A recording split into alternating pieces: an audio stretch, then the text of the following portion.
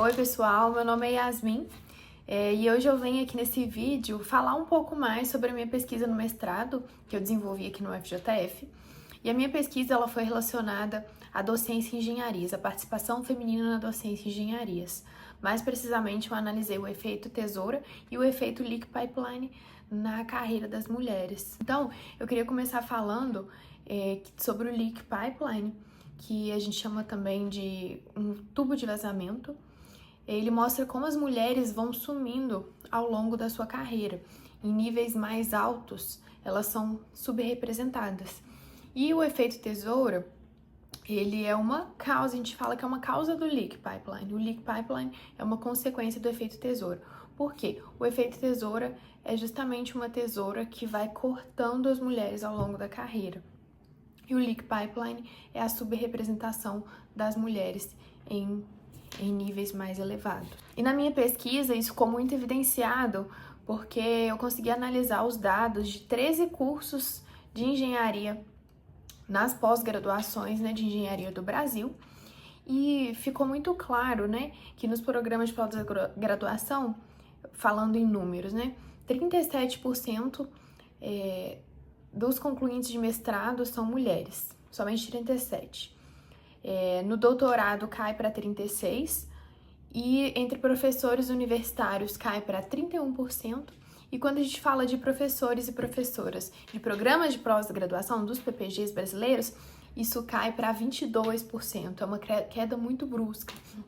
A queda mais brusca que a gente tem é essa de professores de instituição de ensino no geral para professores e professoras de programas de pós-graduação. Por que isso acontece, Para onde essas mulheres estão indo, que elas não estão conseguindo progredir na sua carreira, Para onde ela está tendo esse vazamento? E indo agora para as bolsas de produtividade PQ, que são bolsas concedidas para pesquisadores e pesquisadoras com destaque.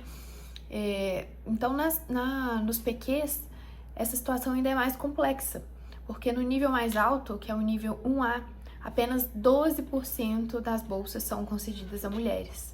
Então isso evidencia claramente o efeito leak pipeline, que na carreira de mulheres em níveis mais altos, elas são subrepresentadas. Outro ponto muito interessante observado na minha pesquisa foi quando eu afunilei a análise para programas de engenharia civil.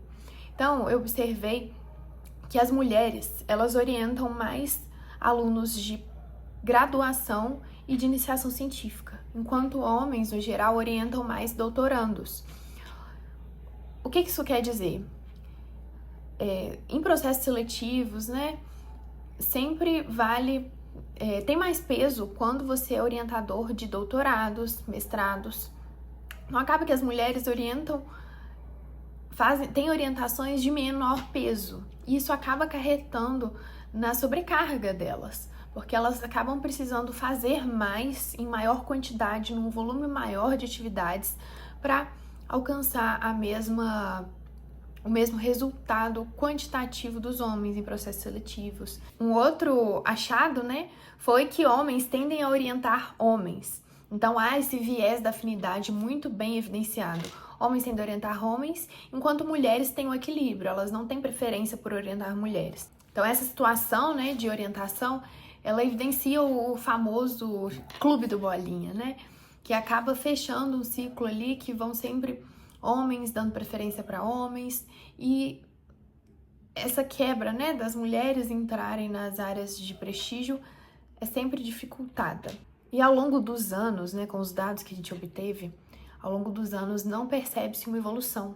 Eu analisei os dados dos últimos 10 anos e não há uma evolução nessa proporção das mulheres. As mulheres são sempre muito subrepresentadas. Nesse breve resumo, a gente pode perceber que há uma necessidade de medidas serem tomadas de forma urgente. Políticas públicas devem ser implementadas. Os critérios de avaliação para a concessão de bolsas PQs têm que ser revisto também, para que as mulheres não saiam em desvantagem. Muito obrigada por você ter assistido até aqui. Qualquer dúvida, pode me mandar um e-mail, que vai ser um prazer poder falar com você. Obrigada!